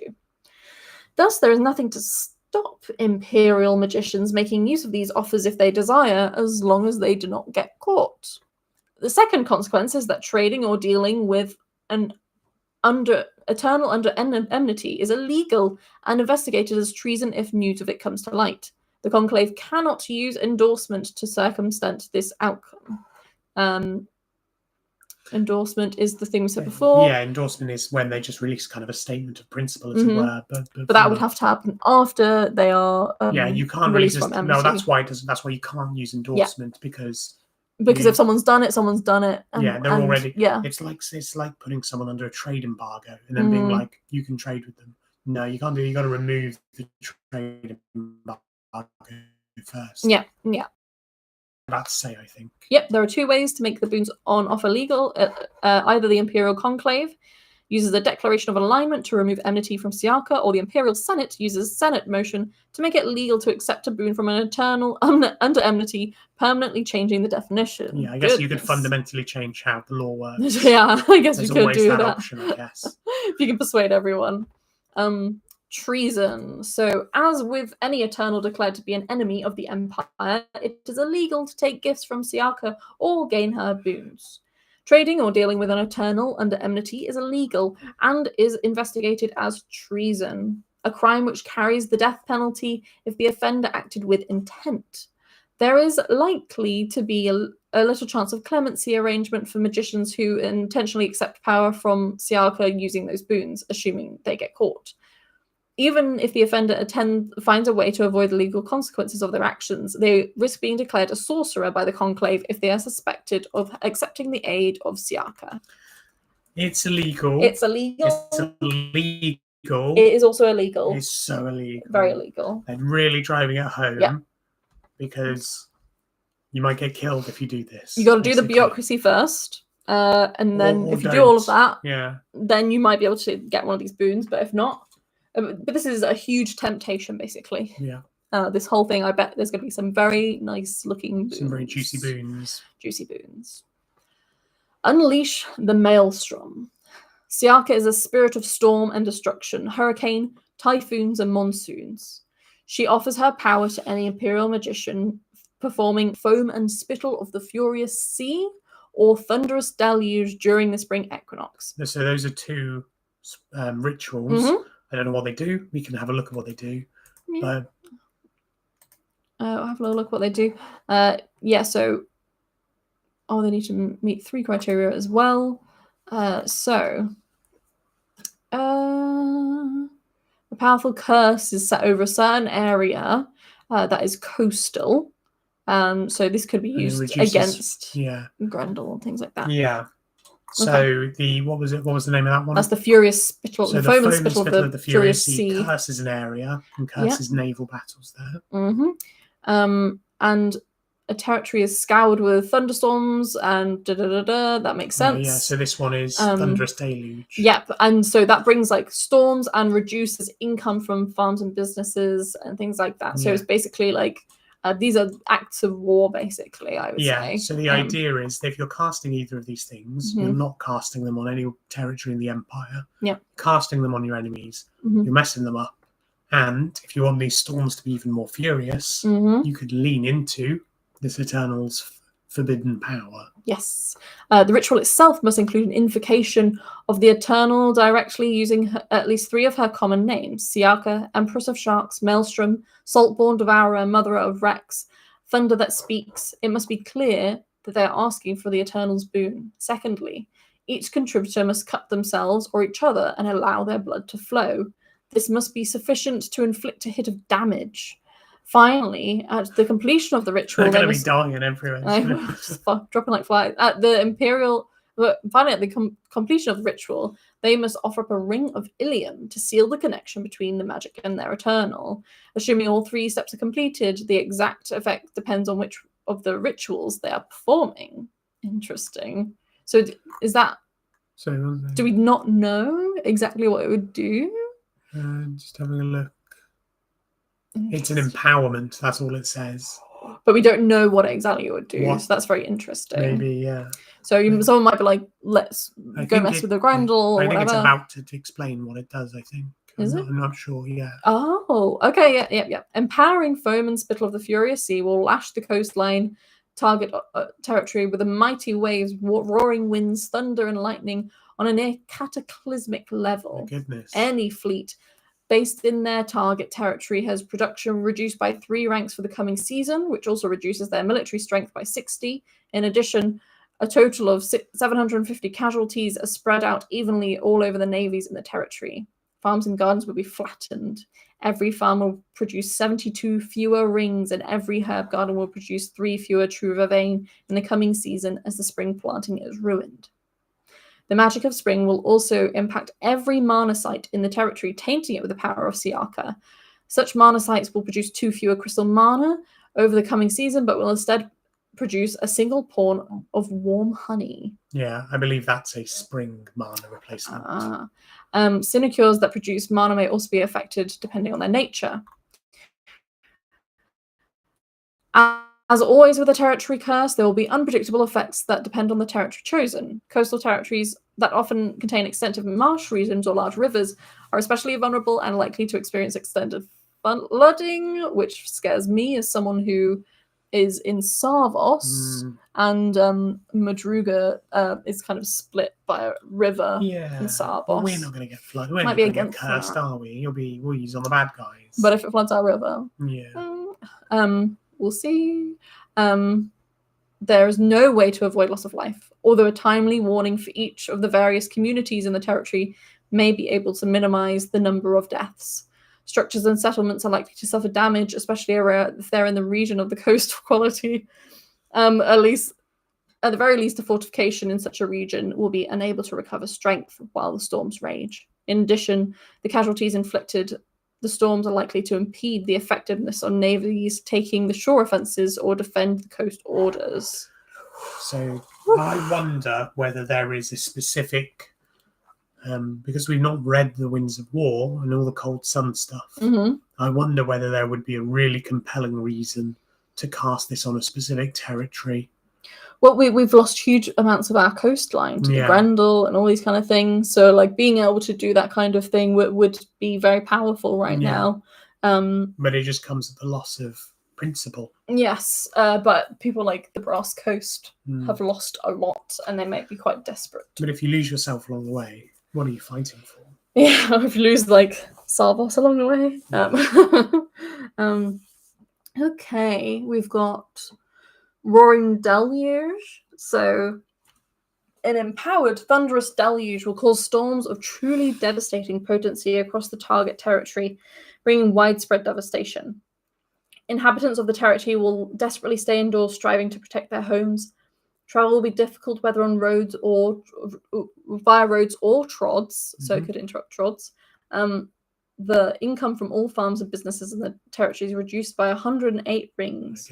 Congregations, herb gardens, and mines will also be impacted, producing 1 dose less liao and 2 fewer votes as people are unable to attend their services, losing 3 doses of true vervain to the flattening rain, or producing 2 fewer ingots of metal thanks to the danger of flooding.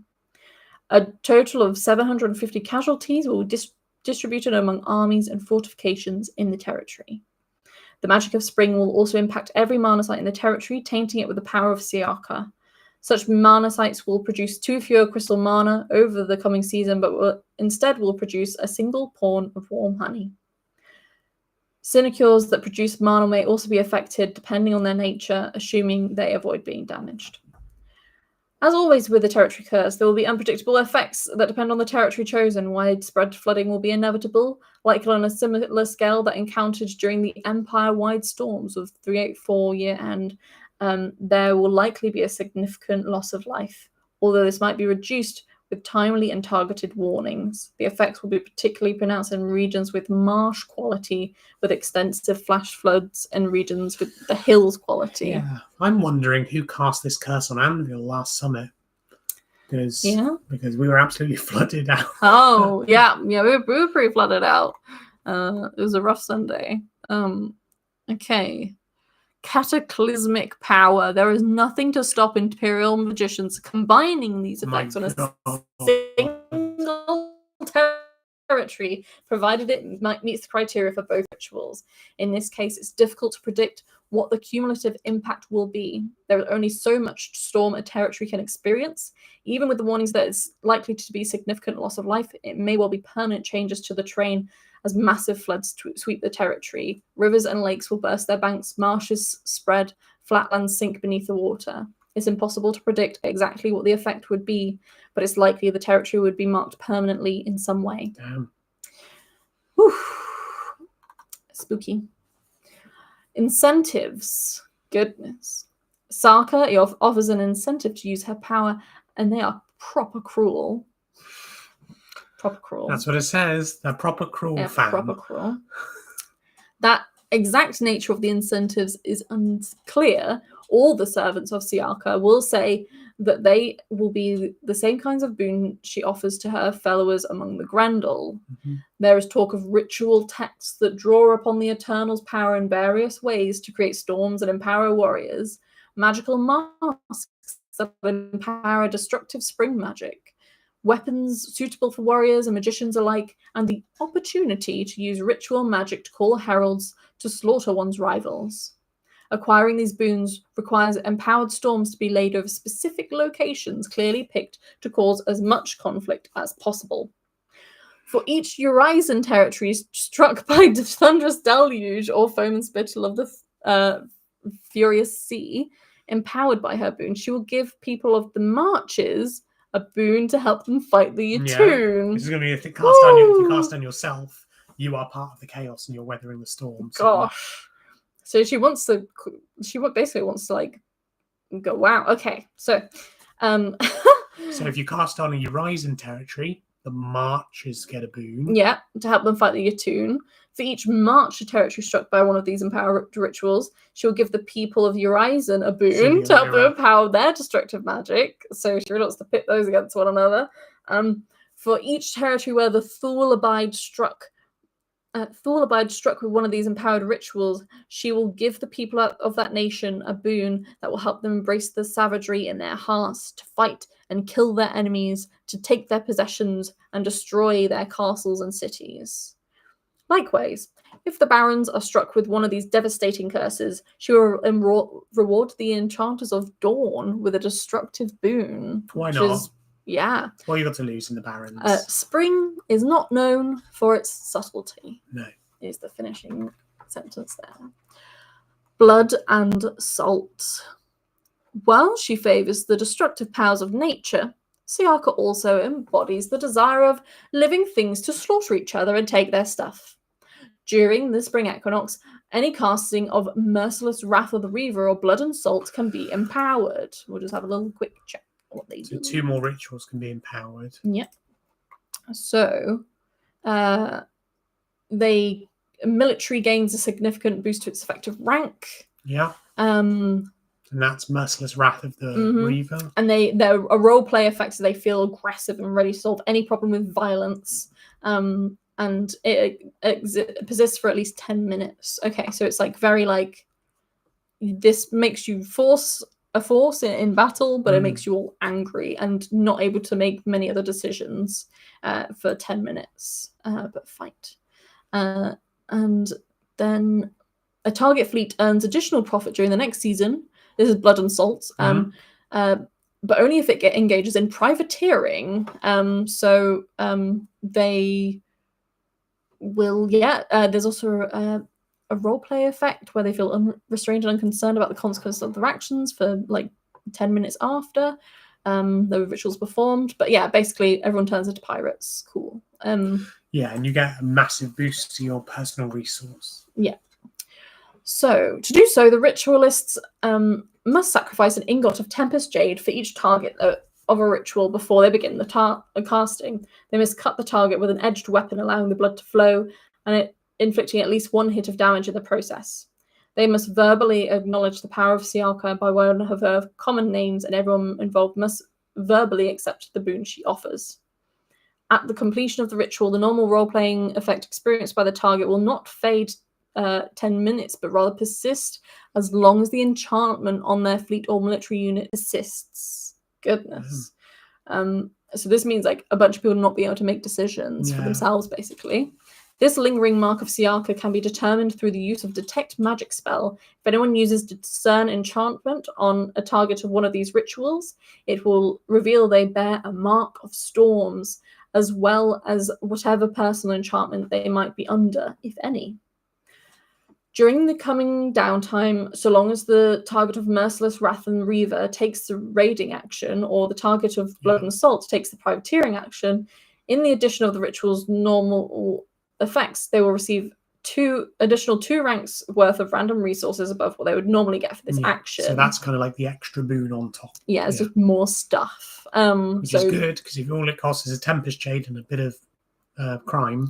Right, it's a little bit of crime. However, anyone who does accept this boon will find they have a special adventure available to them, Slaughter the Weak, which will involve raiding the barbarian orcs that border the Empire. Brendel, Druge, Yatoon, slaughtering them and taking their stuff. The benefits of this adventure are not clear, but at least equivalent to the normal production of a military unit with additional bonuses. So just turning us all into like bloodthirsty pirates. Yeah. And furthermore, if at least a dozen characters take this adventure, then at the summer solstice, there will be a skirmish opportunities to slaughter barbarian orcs and take their wealth. This latter has nothing to do with Siaka, at least not directly. Rather, it is the Sentinel Gate responding to the distortions of fate caused by embracing Siaka's boons.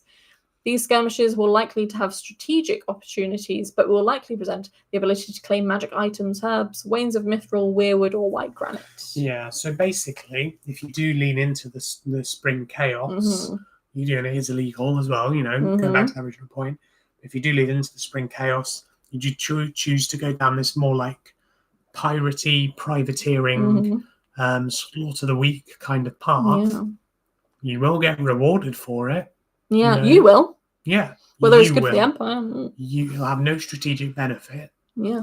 But you will get rewarded for it. A reminder about enchantments. It's important to note with both the Wrath and Rage boons that an enchantment cannot be removed prematurely without casting a different enchantment or allowing a duration until the start of the next Profound Decisions event to expire.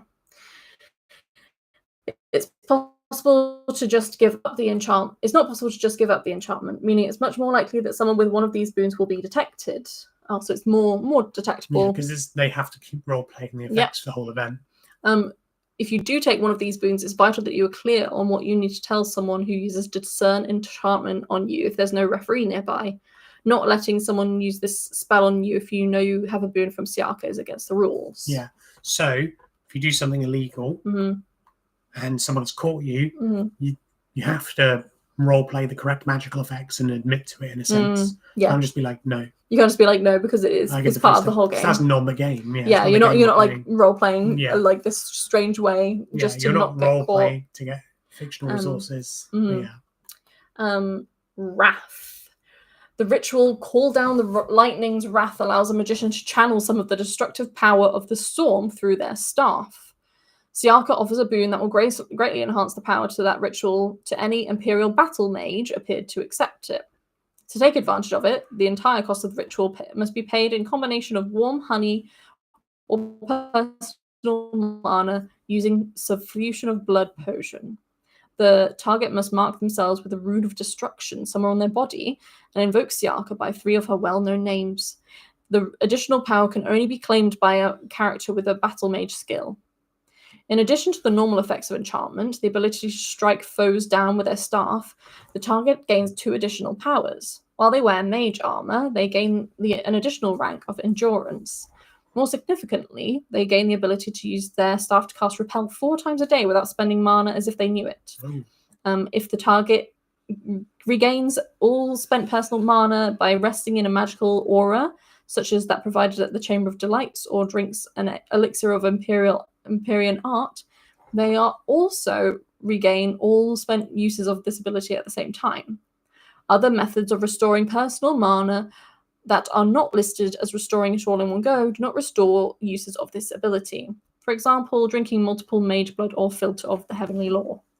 They also experience a role-playing effect. You feel a strong desire to use the abilities granted by this enchantment against anything that startles or threatens you. When you defeat an opponent, it is easy to give in to the urge to execute them immediately. Mercy or forbearance are very difficult for you.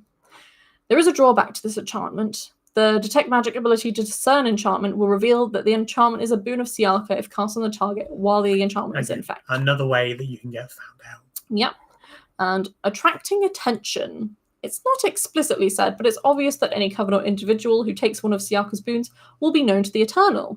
Those prepared to flaunt the laws of the Empire and bring destruction on their rivals, or use her savage blessings to slaughter people, may be marked out by the Eternal as worthy of her time. Or it might not. The Spring Eternal is fickle and unpredictable in the extreme. The one thing she definitely will not do, however, is reveal who has used her boons to the forces of law and order. She wants people to take her boons, and uses them to spread chaos, after all.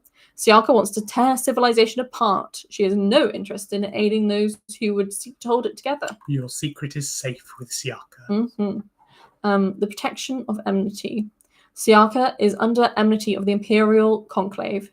This provides a measure of protection to the Empire. It also makes it illegal for Imperial magicians to claim the boons to the Eternal offers.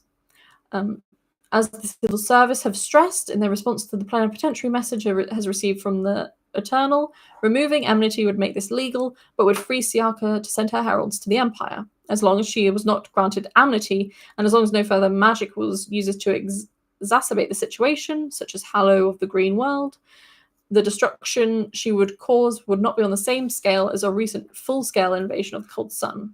It is questionable it is unquestionable even that there would be extensive loss of life and destruction. It would be impossible to predict which regio her heralds might use to enter the Empire. There are spring regio in every Imperial territory. Given that Siaka's herald has been clear that this is not a test, that it is not a way for the Empire to gain additional boons from Siaka or change her attitudes toward the Empire in any way, they recommend strongly that if the Conclave plan to do this, they consider endorsing the act immediately after the enmity is removed. Any declaration of endorsement before enmity is removed will most likely be unconstitutional. Yeah, so the idea is that you can get some really powerful buffs from Siaka. Yeah. But it's illegal. Yes. And if you make it legal, people will die. And there's a little extra bit of yellow text here. Because I was like, what was the link? You know? Oh, yeah. Yeah. Roberto dragged himself back to consciousness. He didn't know where he was. Couldn't tell how he got here. He tried to reach his throbbing head, but found he couldn't move his arms. He opened his eyes. He couldn't move his arms because his hands were tied behind his back. He was lashed to a stone post on the beach. It was night. He was not alone. It looked like half the village was here. Nearly 30 people, all marked by the day realm, as he was, talking quietly, passing jugs and platters of fish from one to another, like they were a village council meeting, rather than on the beach under a full moon by flickering torchlight. It was in the soup, nephew. He didn't recognize the voice, but it was in the same slurring drawl of the other Outsmore villagers he's spoken to. So it was a relative. It was his aunt. He craned his head. Beside him stood a heavy-set man, balding, with sweeping fin-like ears, bulging black eyes, and exposed gill slits on the side of his neck. He wore a beautiful gold chain set with a dozen pieces of Tempest jade. Tempest jade. It's part of one of the ceremony. Part of one of the rituals. Roberto knew enough to recognize an older's chain. Is that it? There's a blue flower grows on the bluffs. Take a little, it helps you sleep. Take a lot, it tastes bad, but mix it with enough fish and salt, and well, here you are now. Water. Roberto could only croak. His throat felt as if it was closing over. His mouth parched. The man held up a bowl before his lips, and he gulped down a mouthful before realizing it was salt water. He spat it out. Sorry, nephew, said the mirror older, actual sadness in his voice. It's traditional. I'm afraid I've got bad news for you, little Bobby. It's Roberto, corrected Roberto weakly. The man ignored him. It's just bad luck you turn up when you did. Or good luck for us. 'Tis the last full moon tide for the spring equinox. All the troubles recently, there's been no chance for us to honour the lady. Were there a different matter when the fishes were about? An orc goes missing. Folk assume it's the grey waters or the strong weeds, but all them magistrates, we thought it was going to be a lean year, I can tell you.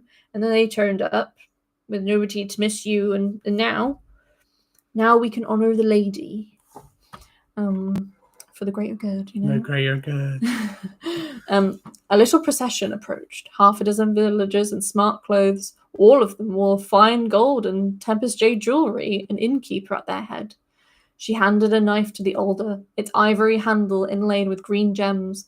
Roberto shut his eyes, cried feebly as the blade cut into his arms, his face, his chest. He felt the wounds, shallow but bloody. Heard the chanting, invocations of the Lady of Salt, the Mistress of Storms, the Thunder Eel, she who walks behind the reeds. He started to cry. The older wiped his tears away with his thumb, then licked the salt water away. 6 grizzled out more fisher folk. All Marrow came forward, one by one. The older marked them on the forehead with a wet red rune, dipping his fingers into Roberto's blood with surprising gentleness. He didn't recognize it, but he knew enough to realize a ritual was underway. As his blood dripped down, the fisher folk seemed to swell, their faces twisting into savage grins of exultant anticipation. Hunt well, shouted the older, raising his bloody hands towards the sea.